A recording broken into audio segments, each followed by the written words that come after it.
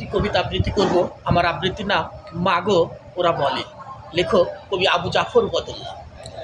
কুমড়ো ফুলে ফুলে নুয়ে পড়েছে লতাটা, সজনে ডাঁটায় ভরে গেছে গাছটা, আর আমি ডালের বড়ি শুকিয়ে রেখেছি।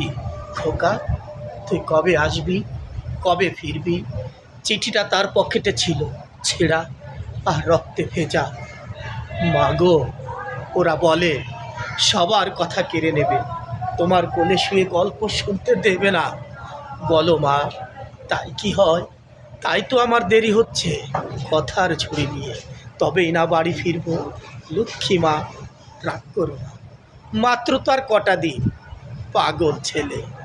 মা পড়ে আর হাসে, বলে তোর উপরে রাগ করতে পারি?